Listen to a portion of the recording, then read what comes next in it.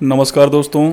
आज मैं आप लोगों को world war two part two, जिसमें कि क्रोनोलॉजी जो कि सीक्वेंस ऑफ इवेंट्स जो हुए थे उसके बारे में बताऊंगा। आज मैं आप लोगों को कॉजेज़, जो कि मैं अपनी पहली वीडियो में बता चुका हूं कि वर्ल्ड वार टू होने के पीछे रीज़न क्या था, किस तरह से जर्मनी में नाजी पार्टी सत्ता कब्जाती है और फिर एक ग्रेटर जर्मनी बनाने के उद्देश्य से हिटलर शासन सत्ता में आता है और अपने आस पड़ोस के जो देश हैं उन पे कब्जा करने के लिए एक युद्ध करके उनको कब्जाने की नीति अपनाता है, जिसके चलते द्वितीय विश्व युद्ध एक तरह से अपरिहार्य हो गया। तो वो सारे इवेंट्स कैसे हिटलर जर्मनी की सत्ता पे काबिज हुआ वो सब मैं पिछले वीडियो में बता चुका हूँ। तो आज मैं उस पर डिस्कशन नहीं करूँगा। आज मैं सिर्फ आपको क्रोनोलॉजी क्या क्या इवेंट्स हुए वो बताऊँगा। तो एक छोटा सा ब्रीफ आप लोग देख लीजिए कि कंट्रीज़ जो कि वर्ल्ड वार टू में कौन कौन सी थी। जैसे कि आप जानते ही हैं कि ये दो धड़ा बना हुआ था, एक था अलाइड फोर्सेस और दूसरा था एक्सिस फोर्सेस। अलाइड पावर में जैसे UK, Soviet union, USA, France and China, Canada, Saudi Arabia, Australia, New Zealand, south Africa, Brazil, Mongolia, Mexico थे।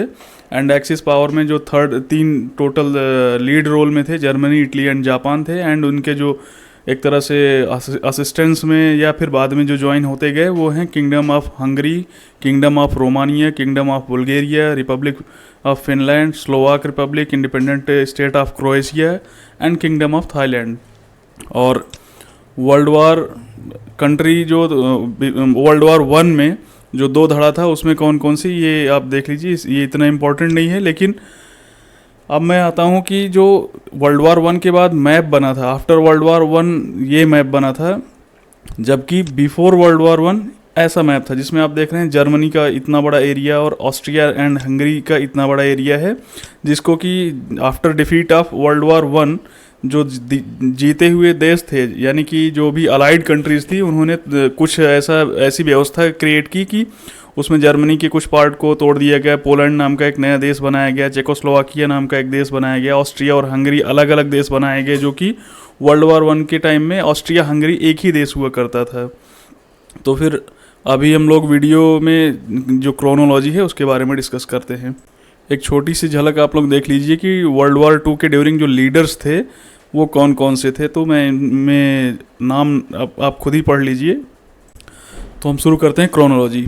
तो क्रोनोलॉजी में जैसे कि सितंबर 18, 1931 आप देखा जाए तो वर्ल्ड वार टू को माना जाता है कि 1 सितंबर 1939 से शुरू हुआ था, जिस समय पोलैंड पर जर्मनी ने आक्रमण किया था। क्योंकि जो मित्र देश थे फ्रांस और यूके, वो जर्मनी के खिलाफ उस समय युद्ध की घोषणा किए थे, तो उसी से माना जाता है कि वो एक ट्रिगरिंग पॉइंट था। लेकिन इसके पहले से ही जो घटनाएं घटित हो रही थी उसके बारे में हम लोग डिस्कस करेंगे। तो सितंबर 18, 1931 जिसमें कि जापान जो है वो चाइना के मंचूरिया रीजन पे अटैक करता है और उसको कब्जा ले।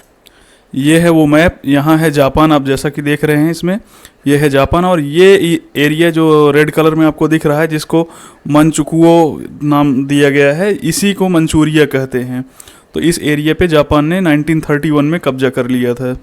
उसके बाद फिर अक्टूबर 2, 1935 से मई 1936, इसमें क्या होता है कि जो फासिस्ट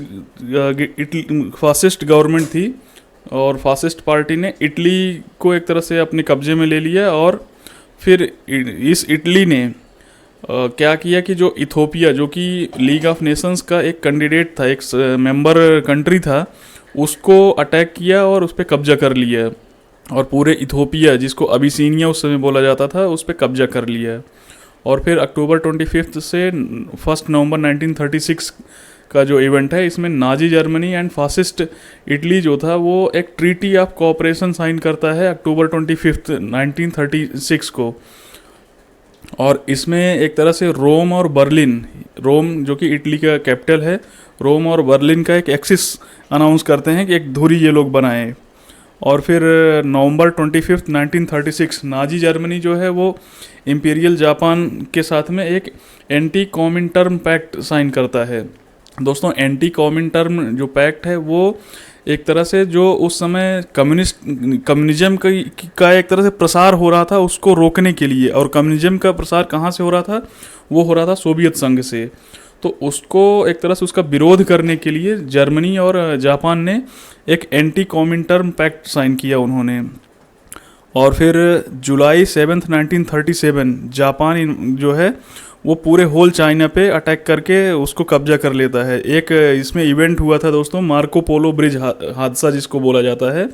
इसमें क्या हुआ था कि जापानीज़ सेना और चाइनीज़ सेना के बीच में एक झड़प हुई जिसमें काफ़ी खून खराबा हुआ। उसके बाद एक जापान को बहाना सा मिल गया कि अब इन चाइना पे हमें पूरी तरह से कब्जा करना है। और जापान भी जस्ट जैसे यूरोप में जर्मनी अपने आसपास के कंट्रीज़ पे कब्जा करके एक ग्रेटर जर्मनी बनाने का सपना देख रहा था, हिटलर सोच रहा था कि मैं आसपास के पूरे रीजन पे कब्जा करके एक ग्रेटर जर्मनी बनाऊंगा, क्योंकि उसको लगता था कि प्रथम विश्व युद्ध के बाद जो वर्साई की संधि के तहत उस पर शर्तें थोपी गई थी, उससे जो सांस लेने की जगह है जर्मनी को वो नहीं मिल पा रहा था। तो उसने एक नाम दिया था लेवेंसरम, जो कि एक जर्मन वर्ड है जिसका मतलब है कि living space for the German peoples. तो उसी तरह से जापान भी सोचता था कि अगर एशिया में उसको अपना प्रभाव जमाना है तो एशिया के आसपास के जो देश हैं उस पर उसका प्रभाव होना चाहिए, और वो युद्ध करके उन पे एक तरह से कैप्चर करके वहाँ अपनी सरकार बनाएगा या फिर अपने पक्ष में कोई पपेट गवर्नमेंट बनाएगा। तो इसी तरह से फिर चाइना के ऊपर जापान का पूरी तरह से 1937 में कब्जा हो जाता है। और इसका विरोध भी होता है, लेकिन उतना खुल के विरोध कोई और कंट्री करती नहीं है। और फिर 26 1937 की घटना है। इटली जो है वो जर्मनी और जापान के साथ भी जो एंटी कॉमिंटर्म पैक्ट था, इटली भी उसमें शामिल हो जाता है। फिर बात करें मार्च 11 to 13 1938 जर्मनी ने ऑस्ट्रिया को एक तरह से उसका एक आइडिया था जिसका नाम दिया गया था जो जर्मन लैंग्वेज में एंचुलस का मतलब था कि एक ग्रेटर जर्मनी बनाना जिसमें कि ऑस्ट्रिया को शामिल करना, चाहे बाई हुक या बाई क्रुक।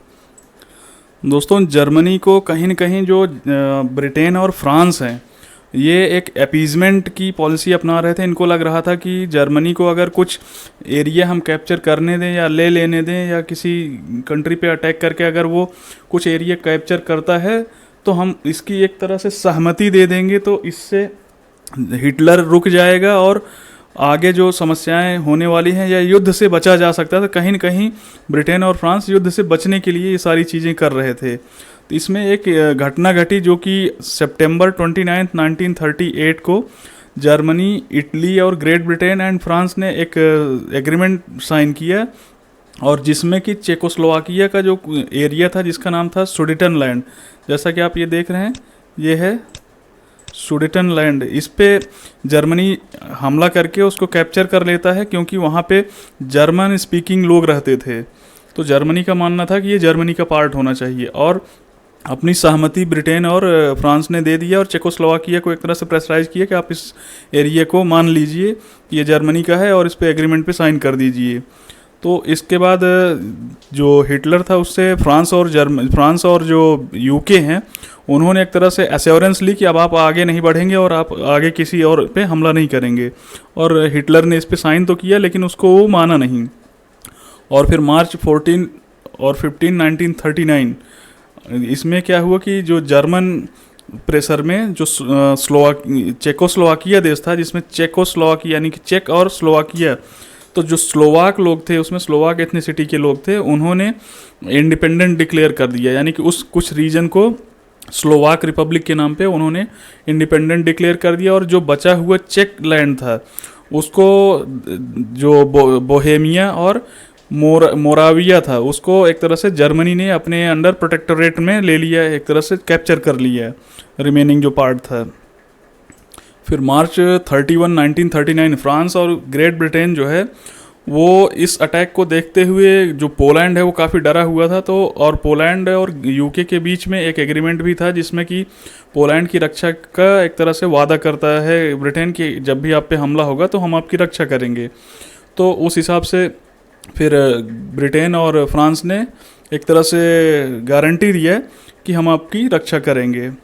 और अप्रैल 7 to 15 जो है 1939 फासिस्ट इटली जो है वो अल्बानिया को एनेक्स कर लेता है, यानी कि अल्बानिया पे उसने कब्जा कर लिया है। और अगस्त 23 1939 नाजी जर्मनी जो है वो सोवियत संघ के साथ में एक नॉन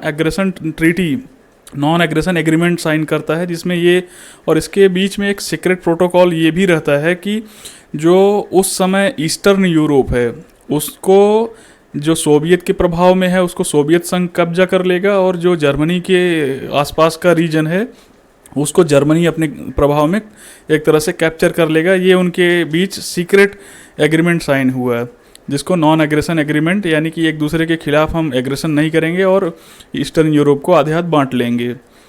और फिर 1 सितंबर 1939 यही वो डेट है जिसको वर्ल्ड वॉर 2 का ट्रिगरिंग पॉइंट कहते हैं, जिस समय जर्मनी ने पोलैंड पर हमला किया और यहीं से यूरोप में वर्ल्ड वॉर 2 की शुरुआत होती है। और 3 सितंबर 1939 को जो ब्रिटेन और फ्रांस हैं वो पोलैंड की बॉर्डर की सुरक्षा के लिए फिर जर्मनी के अगेंस्ट में युद्ध की एक तरह से घोषणा करते हैं और युद्ध शुरू हो जाता है। और इसी बीच जो जर्मनी और सोवियत संघ के बीच में एग्रीमेंट हुआ था उसके तहत सितंबर 1939 को सोवियत यूनियन ने भी पोलैंड पर ईस्ट साइड से हमला कर दिया और उसको ये लोग आधे आध कैप्चर कर लिए। और जो पोलिश गवर्नमेंट थी, यानी कि पोलैंड की जो गवर्नमेंट थी, वो उस समय वहाँ से भाग निकली और वो रोमानिया होते हुए फ्रांस और फिर बाद में यूके ग्रेट ब्रिटेन में जाके शरण ली। और पोलैंड की जो सेना थी वो 27 सितंबर से 29 सितंबर के बीच में सरेंडर कर देती है जर्मनी और सोवियत संघ के सामने, और दोनों जर्मनी और सोवियत संघ पोलैंड को डिवाइड कर लेते हैं। और नवंबर 30 1939 से मार्च 12 1940 जो सोवियत संघ है उसने फिनलैंड पे हमला किया, और जिसको कि विंटर वॉर के नाम से ये हमला जाना जाता है, क्योंकि उस समय ठंड का सीजन था। और जो फिनलैंड था उसको सोवियत संघ ने पहले तो लगा था कि बहुत आसानी से हरा देंगे, लेकिन जो फिन्स जनता थी या फिन्स आर्मी थी उन्होंने काफ़ी हद तक सोवियत संघ को रोके रखा, लेकिन फाइनली वो हारे। बट एक अच्छी टक्कर दी उन्होंने सोवियत संघ को, और आर्कटिक सी का जो कुछ एरिया था जो कि फिनलैंड का कोस्ट लाइन एरिया था उसको सोवियत संघ ने कब्जा कर लिया। और फिर अप्रैल 9 1940 से जून 9 1940 इसमें क्या हुआ कि जर्मनी ने डेनमार्क और नॉर्वे इस पे हमला किया। जो डेनमार्क है वो तो हमले के ही दिन सरेंडर कर दिया, लेकिन नॉर्वे जो था वो अप्रैल में हमला हुआ, जून तक उसने होल्ड किया। फाइनली नॉर्वे भी जर्मनी के सामने घुटने टेक देता है, लेकिन उसने एक रेजिस्टेंस दिया है जर्मनी को। और फिर मई 1942 जून 22 1940 इसमें क्या हुआ कि जर्मनी जो है फिर वेस्टर्न यूरोप, अब वेस्टर्न यूरोप यानी कि फ्रांस और यूके की तरफ, मैं आपको एक मैप दिखाता हूँ ताकि आप जब वीडियो को देखते रहें तो आपको एक आइडिया भी लगता रहे कौन सी कंट्री कहाँ पे है। ये है यूरोप का मैप उस टाइम का जबकि वर्ल्ड वॉर 2 चल रहा था। तो आप देखेंगे ये जो एरिया है ये है नॉर्वे, और ये है स्वीडन, और ये है डेनमार्क जो कि जर्मनी के आसपास का रीजन है, ये पोलैंड है, और लातविया, लिथुएनिया और एस्टोनिया जो कि बाल्टिक रीजन है ये यहाँ पे हैं। ये है यूगोस्लाविया, और ये है बुल्गारिया, ये है रोमानिया, ये है हंगरी, ये है ऑस्ट्रिया, इटली और फ्रांस और बेल्जियम, नीदरलैंड एंड ब्रिटेन। जैसा कि आप मैप में देख चुके हैं, अब आपको ध्यान रहेगा जब भी मैं आगे पढ़ाऊँगा तो क्या कौन सी कंट्री किस कंट्री के पड़ोस में है आपको आइडिया रहेगा। अब बात करते हैं कि जर्मनी ने जब वेस्टर्न यूरोप की तरफ अटैक किया, यानी कि फ्रांस की तरफ, और उस फ्रांस और जर्मनी के आसपास छोटी छोटी कंट्री जैसे कि बेल्जियम, नीदरलैंड, लग्जमबर्ग ये सब थी जो कि हमेशा न्यूट्रल कंट्रीज हुआ करती थी। ये किसी पक्ष में नहीं हुआ करती थी, ना ये अलाइड पावर की तरफ होती थी ना फिर ये एक्सिस पावर की तरफ। फिर भी जर्मनी ने इनके ऊपर अटैक किया और 10 मई को एक तरह से देखा जाए तो लग्जमबर्ग को ऑक्युपाई कर लिया, और 14 मई को नीदरलैंड उनके सामने सरेंडर कर देता है, और बेल्जियम जो है 28 मई को वो भी सरेंडर कर देता है, क्योंकि इनके पास बहुत कोई सेना या कोई बड़ी आर्मी नहीं थी। और फिर ये फ्रांस पे अटैक करते हैं और फ्रांस के अंदर तक घुस जाते हैं जर्मन जो सेना है। और जून 22 1940 को एक उस समय जो फ्रांस है उसने एक युद्ध विराम आर्मिस्टिस एग्रीमेंट, जिसको युद्ध विराम समझौता कहते हैं, वो साइन करता है। और उसके तहत जो German occupied northern half of the country था जो फ्रांस का, और इंटायर अटलांटिक कोस्ट लाइन जो था उस पे जर्मनी का एक तरह से कैप्चर रहेगा, ऐसा एक एग्रीमेंट उनके बीच साइन होता है। और फिर जो साउदर्न फ्रांस था जिसमें कि एक कोलोबरेशनिस्ट रिजीम की एक सरकार बनाई जाती है जो कि अपना कैपिटल विची में इस्टेब्लिश करती है। याद है रहे कि वहाँ पे उस समय की जो सरकार थी वो तो एक तरह से सरेंडर हो चुकी थी। वहाँ पे कोई जनरल था जो कि उस समय लीड करता है और एक अंतरिम सरकार टाइप की बना के फिर आगे की योजना तैयार करता है कैसे जर्मनी से निपटा जाएगा। और 28 जून 1940 को इटली जो है वो वॉर में इंटर होता है। जून 10 1940 को इटली जो है वो वॉर में एक तरह से वो भी सहभागी बन जाता है जर्मनी के साथ में। और जून 28 1940 को सोवियत यूनियन ने क्या किया कि रोमानिया पे कैप्चर किया, और उसका जो ईस्टर्न प्रोविंस था जिसको बेसारबिया कहते थे उस, और जो आधा बुकोविना था उसको सोवियत संघ में, उस समय यूक्रेन एक अलग कंट्री नहीं हुआ करता था, वो सोवियत संघ का ही पार्ट था, तो यूक्रेन का पार्ट बना दिया गया जो कि बेसारबिया और बुकोविना था। और फिर जून 1940 को से और अगस्त 6 1940 इसके बीच में क्या होता है कि सोवियत यूनियन जो बाल्टिक स्टेट्स हैं जिसका अभी मैंने जिक्र किया था, एस्टोनिया, लातविया एंड लिथुएनिया, इसको कैप्चर कर लेता है। और जुलाई 14 to 15 इसमें क्या होता है कि एक तरह से पहले यहाँ पे कम्युनिस्ट गवर्नमेंट बनाई जाती है, कू किया जाता है, उसके बाद फिर वहाँ पे फाइनली सोवियत यूनियन एक तरह से कैप्चर कर लेता है। अब शुरू होता है जुलाई 10 से अक्टूबर 31 1940 जब एयर वॉर शुरू होती है ब्रिटेन और नाजी जर्मनी के बीच में। अब जो है जर्मनी ब्रिटेन के ऊपर भी हमला करना शुरू करता है। दोस्तों 30 अगस्त 1940 का जो डेट था उसमें क्या होता है कि सेकंड वियना अवार्ड, इसके बारे में आप अगर प्रथम विश्व युद्ध के टाइम में देखेंगे तो घटनाएं जो घटी हुई हैं उसमें क्या होता है कि जर्मनी और इटली ये एक तरह से इंटरवीन करते हैं, और रोमानिया का जो ट्रांसिल्वेनिया नाम का रीजन था उसको एक तरह से हंगरी को देने के लिए रोमानिया को बाधित किया जाता है कि आप इसको हंगरी को दे दीजिए, क्योंकि हंगरी उस समय जर्मनी और इटली का एक तरह से अलाइड टाइप का था, उसका अलाई बन चुका था, उसकी तरफ था।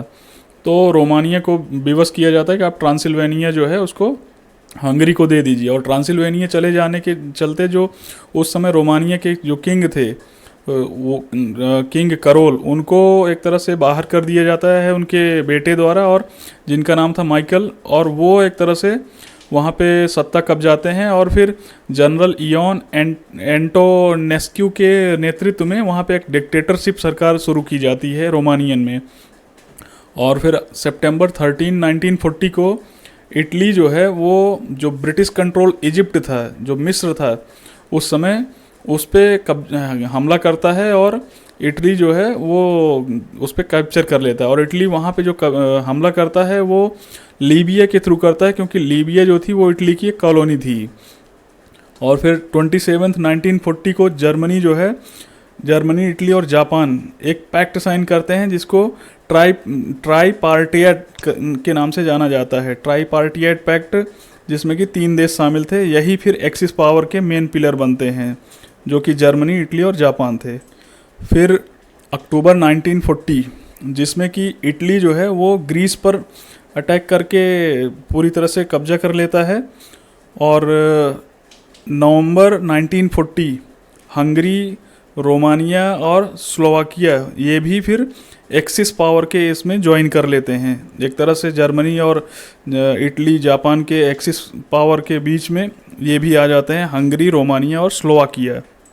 फरवरी 1941 में जो जर्मन सेना थी, जो जर्मनी था, उसने अपनी अफ्रीकन सेना एक बना के रखी थी, अफ्रीकन कॉर्प जिसको बोला जाता था, तो उसको इटली के समर्थन में भेज देता है अफ्रीका में लड़ाई लड़ने के लिए। और मार्च 1 1941 को जो बुल्गारिया था वो भी ज्वाइन कर लेता है एक्सिस पावर को। तो आप देखते जाइए कि ऐसे ही बीच में धीरे धीरे 2 धड़े 2 खेमे बनते जा रहे हैं, कोई न कोई कंट्री किसी न किसी एक खेमे की तरफ झुकती जा रही है या फिर ज्वाइन करती जा रही है। और फिर अप्रैल 6 1941 से जून 1941 जर्मनी, इटली और हंगरी जो है वो यूगोस्लाविया को इन्वेड कर लेते हैं, और with the help of Bulgaria, जो कि उसको फिर डिसइंटीग्रेट कर देते हैं, और यूगोस्लाविया जो था वो सरेंडर कर देता है अप्रैल 17 को। और अप्रैल 10 1941 जो जर्मन लीडर्स और बुल्गारिया के लीडर्स थे वो ग्रीस को इन्वेड करते हैं। इटली के एक तरह से इटली ही लीड कर रहा था, लेकिन इटली के समर्थन में जर्मनी और बुल्गारिया भी उसके साथ में थे। और उस समय जो एक ग्रीस को वो जब कैप्चर कर लेते हैं, और उसी दौरान एक टेररिस्ट ग्रुप था जिसका नाम था उस तासा। अब ये टर्मिनोलॉजी मुझे उतनी ढंग से उसका प्रोनाउंसिएशन नहीं आ रहा है। उस तासा, जिसको कि इंडिपेंडेंट स्टेट डिक्लेयर कर दिया जाता है, जो कि क्रोएशिया के नाम से अपने आप को इंडिपेंडेंट स्टेट डिक्लेयर करता है, जो कि यूगोस्लाविया का ही पार्ट था। और इस जो डिक्लेयर किया हुआ इंडिपेंडेंट स्टेट था, इसको जर्मनी और इटली तुरंत ही मान्यता दे देते हैं। और इसमें कुछ पार्ट बोस्निया हर्जेगोविना ये सब का भी था, जो कि क्रोएशिया का उस समय के लिए पार्ट हुआ करता था। दोस्तों, जून 22 1941 से नवंबर 1941, जिसमें कि नाजी जर्मनी और जो इसके एक्सिस पार्टनर्स थे, उसमें बुल्गारिया को छोड़ के बाकी सभी ने जो सोवियत यूनियन है उसके ऊपर अटैक करते हैं, क्योंकि जो नॉन एग्रेशन पैक्ट जर्मनी और सोवियत संघ के बीच में था उसका पालन जर्मनी ने नहीं किया और सोवियत संघ पे अटैक किया। और फिनलैंड के ऊपर ऑलरेडी सोवियत संघ एक तरह से कुछ एरिया कैप्चर करके रखा था, तो फिनलैंड भी इस ताक में बैठा था कि जब जर्मनी अटैक करेगा तो हम भी उसके साथ हो लेंगे और अपनी जो टेरिटरी जो उन्होंने लूज़ की थी उसको वापस रिगेन करने की कोशिश करेंगे। तो इसमें क्या होता है कि जो जर्मनी है वो अटैक करता है और उसके साथ में एक्सिस पावर्स भी इस पे अटैक करते हैं, और जल्दी ही जर्मनी जो बाल्टिक स्टेट जिसको कि लातविया, लिथुएनिया और एस्तोनिया है उसको कैप्चर कर लेता है, सीज कर लेता है एक तरह से। और फिर आगे बढ़ता है लेनिनग्राड, जिसको कि आज सेंट पीटर्सबर्ग कहा जाता है, वहाँ तक पहुँच जाती है जर्मन सेना, जो कि सितंबर में वहाँ पे पहुँचती है। और जर्मन सेना जो है वो स्मोलेंस्क को अगस्त में ही कैप्चर कर लेती है, और मॉस्को की तरफ फिर वो अक्टूबर में मॉस्को की तरफ बढ़ते हैं। और इधर जो रोमानियन ट्रूप्स हैं वो जो इस समय यूक्रेन की कैपिटल है, प्रेजेंट टाइम में यूक्रेन की कैपिटल जो कि कीव है उसको कैप्चर कर लिया जाता है रोमानियन ट्रूप्स के द्वारा। और फिर सितंबर में रोस्तोव नाम का जो जगह है जो कि डॉन रिवर के पास पड़ता है उसको कैप्चर कर लिया जाता है। दोस्तों, सोवियत संघ उस समय हारने लगा था, लेकिन दिसंबर 6 1941 एक्चुअली सोवियत संघ का जो क्षेत्र है वहाँ इतनी कड़ाके की ठंड पड़ती है कि वहाँ जर्मन सेना टिक पाने में उसके लिए मुश्किल होने लगा। और फिर यही फ़ायदा सोवियत संघ को मिला और उन्होंने एक काउंटर ऑफेंसिव लॉन्च किया है जर्मन्स के अगेंस्ट, जो कि दिसंबर 6 1941 को शुरू हुआ। और फिर जर्मन सेना को चारों तरफ से घेरा जाना शुरू हो गया और सोवियत संघ की सेनाएं एक तरह से उनकी जो सप्लाई लाइन थी उसको काटना शुरू की।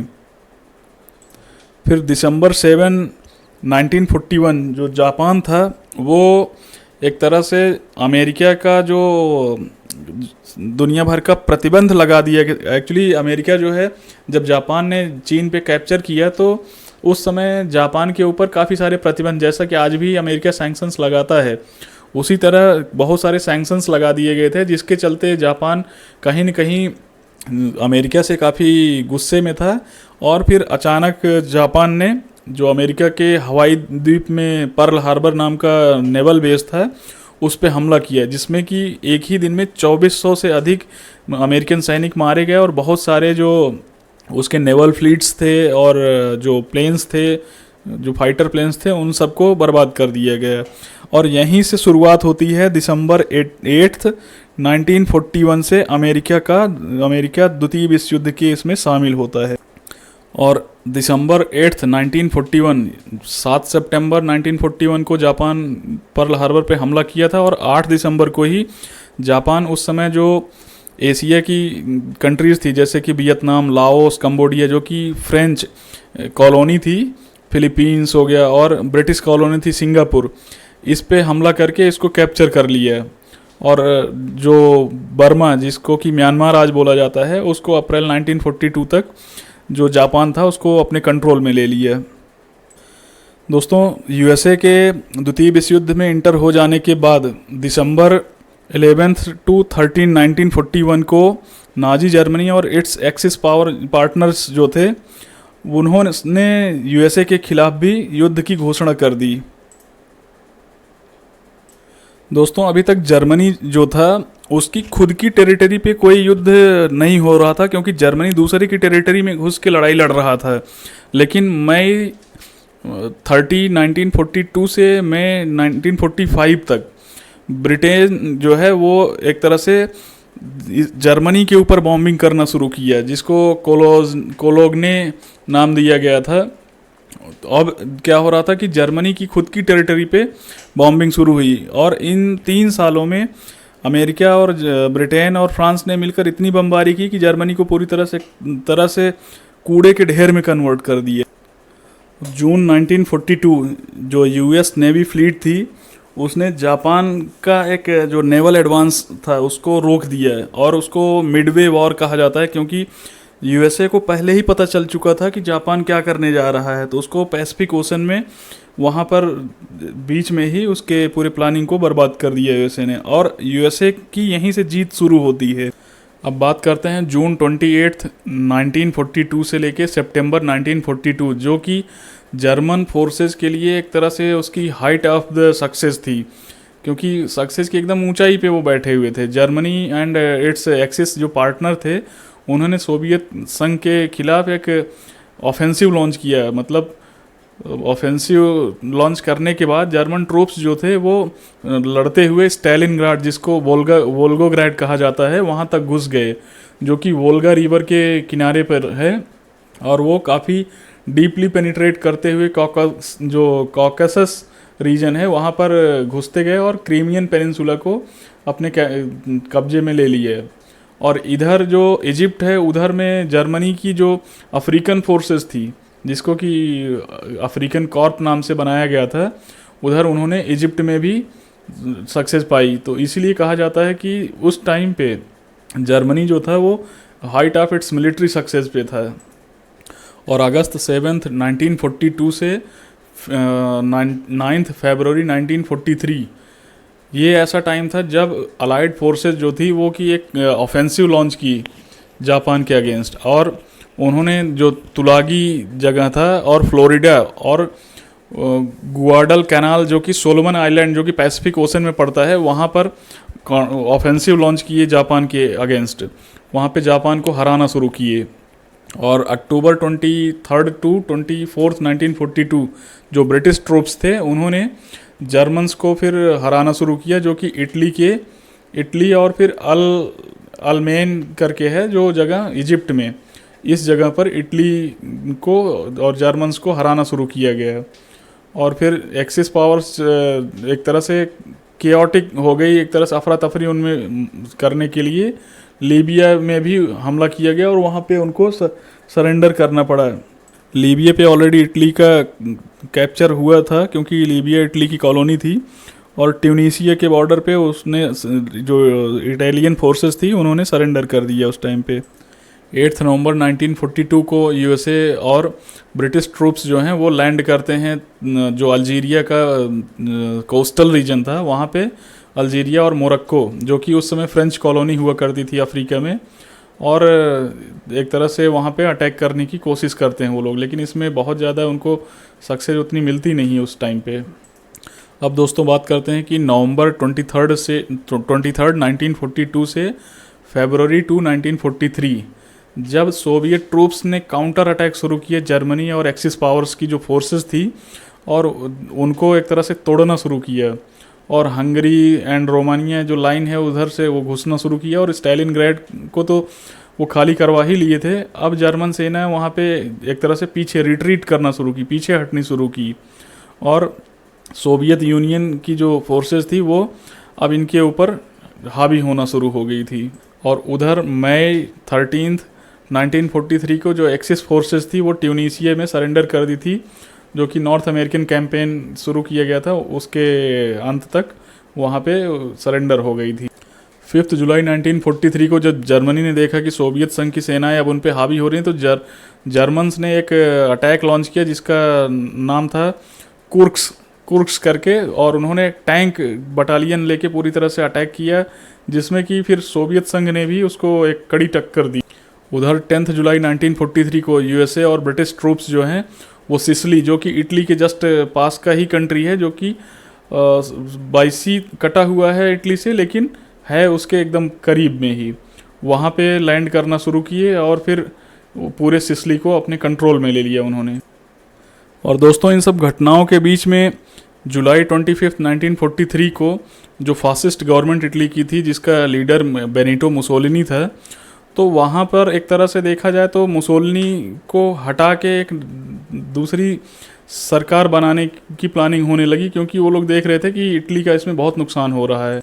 इटली ने जो नई सरकार बनाई उसका नाम रखा गया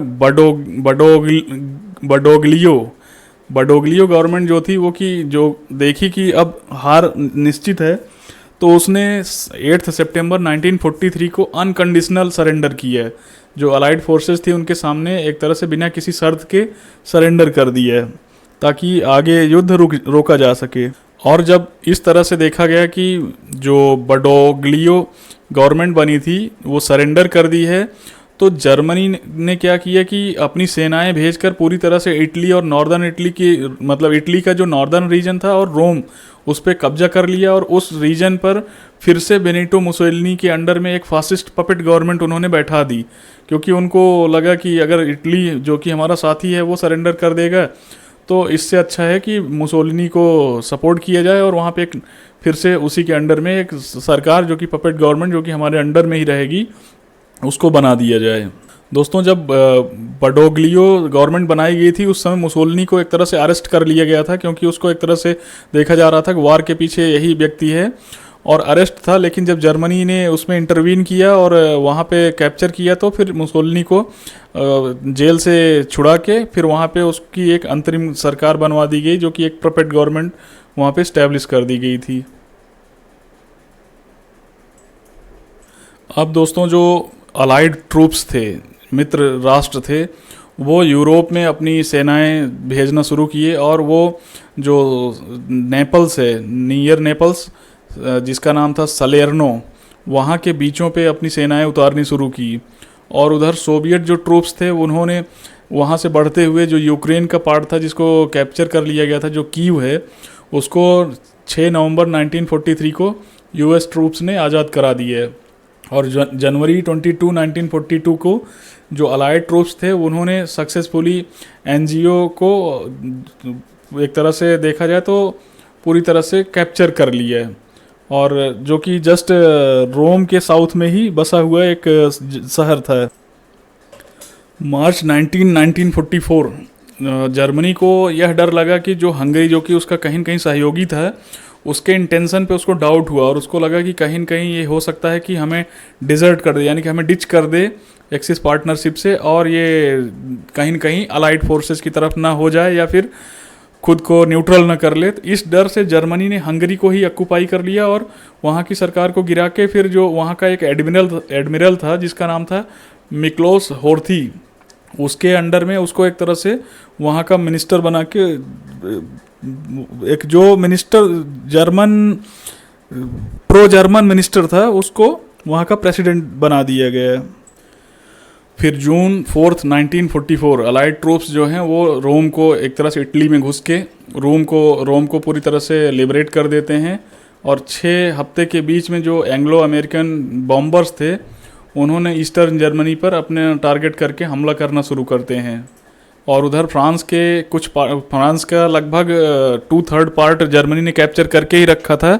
तो जून 6, 1944 को ब्रिटिश, यूएस और कनाडियन ट्रूप्स जो हैं वो जो नॉर्मैंडी बीच है, जो कि फ्रांस का एक बीच है, वहाँ पे लैंड करते हैं और जर्मनी के अगेंस्ट एक सेकंड फ्रंट ओपन कर देते हैं। वहाँ से लड़ाई लड़नी शुरू हो जाती है। और उधर जून 22, 1944 को सोवियत संघ ने एक काउंटर ऑफेंसिव लॉन्च किया, और जो बेलारूस है वहाँ पे ईस्टर्न बेलारूस ये सबको आज़ाद कराते हुए और जर्मन सेनाओं को एक तरह से बर्बाद करते हुए फिर वो पोलैंड की राजधानी जो इसको वारसा कहते हैं वहाँ तक घुसती चली आई, जो कि 1 अगस्त 1944 तक वहाँ तक वो आ गई। और उधर जुलाई 25 1944 को जो अलाइड फोर्सेस थी वो फ्रांस के नॉर्मेंडी बीच से फिर आगे बढ़ना शुरू की और टुवर्ड्स पेरिस तक वो आगे बढ़ते हुए चले आए। और अगस्त 20 से 25 1944 के बीच में जो अलाइड फोर्सेस थी वो फ्रांस को लिबरेट कराते हुए पेरिस तक फिर वो पहुंच गई, जो कि फ्रेंच कैपिटल थी, और जर्मन्स को यहाँ फिर पीछे हटना पड़ा। और सितंबर तक तो जो अलाइड फोर्सेस थी वो जर्मनी के बॉर्डर तक पहुंच गई, यानी कि पूरा फ्रांस उस समय लिबरेट लगभग करा लिया गया था। और बाय दिसंबर जो फ्रांस है वो तो पूरी तरह से लिबरेट हो गया, और मोस्ट ऑफ बेल्जियम पार्ट और पार्ट ऑफ जो साउदर्न नीदरलैंड था उसको लिबरेट करा दिया गया था। और दोस्तों 23 अगस्त 1944 को जब सोवियत ट्रूप्स वहाँ पर पहुँचने लगे, जो कि प्रूट रिवर करके एक जगह है वहाँ पे जब पहुँचती है, तो जो रोमानिया में उस समय अपोजिशन में जो लोग थे, जो कि एंटोस्क्यू रिजीम जो कि वहाँ पे गवर्नमेंट में थी, उसके एक तरह से विपक्ष में जो लोग बैठे हुए थे, उन्होंने उस गवर्नमेंट को उखाड़ फेंका। और एक तरह से वो सोवियत की सेनाओं को देख के इतना उत्साहित हुए और प्रेरित हुए कि उस गवर्नमेंट को उखाड़ फेंके। और रोमानिया जो था वो वहाँ पे एक तरह से रोमानिया में जो बदलाव हुआ उसके चलते जो बुल्गारिया था उसने भी 8 सितंबर को सरेंडर कर। और इसके चलते क्या हुआ कि जर्मन्स को जो ग्रीस, अल्बानिया और साउदर्न यूगोस्लाविया था उस पार्ट को अक्टूबर में खाली करने पे एक तरह से मजबूर हो गए वो लोग। इसी बीच दोस्तों 29 अगस्त 1944 से अक्टूबर 28 1944 के बीच में जो स्लोवाक नेशनल काउंसिल थी, जो कि उस समय एक तरह से भूमिगत टाइप की थी, जिसमें both communist and non communist लोग थे जो अंडरग्राउंड हुआ रह के अपने अभियान को आगे बढ़ा रहे थे, वो एक तरह से तुरंत विद्रोह करने के इसमें आते हैं और जो सरकार में थे उनके खिलाफ वो खड़े हो जाते हैं और उसको टॉपल करने की कोशिश करते। लेकिन उस समय जो जर्मन्स थे वो बंस्का बायस्ट्रिका, जिसमें कि हेडक्वार्टर था विद्रोहियों का, वहाँ पे जर्मन सेनाएं कैप्चर कर लेती हैं और उस विद्रोह को उस समय के लिए तो दबा देती। और सितंबर 4 1944 को जब जर्मन ट्रूप्स एक तरह से रिट्रीट कर रहे थे, पीछे लौट रहे थे, तो उस समय फिनलैंड और सोवियत के बीच में एक एग्रीमेंट साइन हो जाता है, जो एक तरह से युद्ध विराम संधि साइन होती है, जो कि जर्मन फोर्सेस को बाहर खदेड़ती हैं। दोस्तों 15 अक्टूबर 1944 को जो हंगेरियन गवर्नमेंट थी वो सोवियत संघ के सामने सरेंडर करने वाली थी, तो इस डर से वहाँ पे जो Hungarian fascist arrow cross movement एक चला, जिसने कि उस टाइम की गवर्नमेंट को टॉपल कर दिया ताकि ये सोवियत संघ के सामने सरेंडर न करें। और ये एक तरह से जर्मन समर्थित थे जो गवर्नमेंट को टॉपल किए।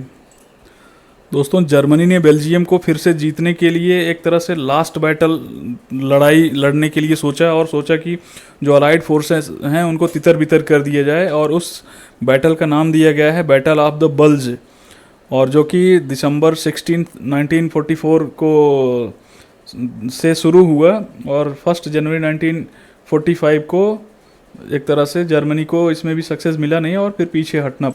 1 जनवरी 1945 को फिर जर्मनी को अपनी सेना पीछे हटानी पड़ी। दोस्तों जनवरी 12 1945 को सोवियत संघ ने एक ऑफेंसिव लॉन्च किया, और जिसमें कि वारसा और क्राको को कैप्चर कर लिया और उसको आज़ाद करा दिया, और जो हंगरी की कैपिटल है बुडापेस्ट, उसको 2 महीने की घेराबंदी के बाद उसको पूरी तरह से कैप्चर कर लिया, और जो जर्मन समर्थित हंगेरियन लोग थे उन एक तरह से जो सरकार में थे उनको वहाँ से भगा दिया गया, वो वहाँ से छोड़ के भागे फिर।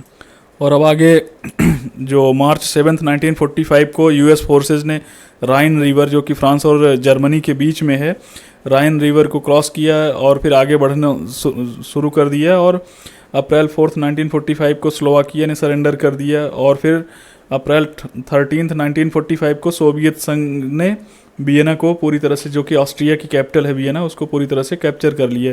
अब आप देख लीजिए जर्मनी कई फ्रंट पे लड़ रहा था, और अब उसको फ्रांस और यूके की तरफ से जो अलाइड फोर्सेस थी वो हराना शुरू की, और उधर से सोवियत यूनियन हराते हुए पोलैंड और यूक्रेन के थ्रू होते हुए अब घुसती चली आ रही है।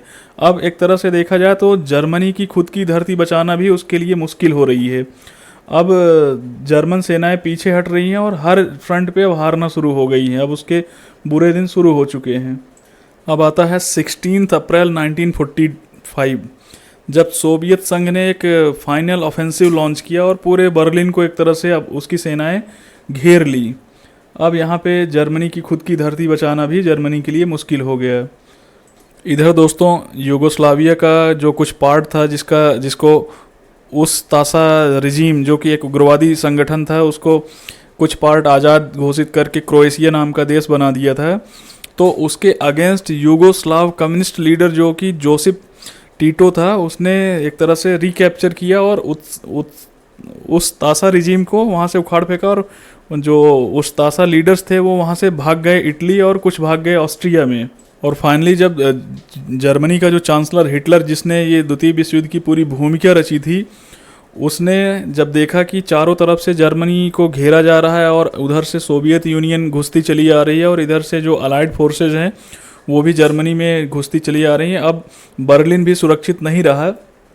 तो हिटलर को लगा कि दुश्मन के हाथों लगने से और फिर वो यातनाएं दे के मुझे मारेंगे, क्योंकि जो होलोकॉस्ट हुआ था दोस्तों, मैंने इस वीडियो में होलोकॉस्ट का जिक्र अभी तक नहीं किया था।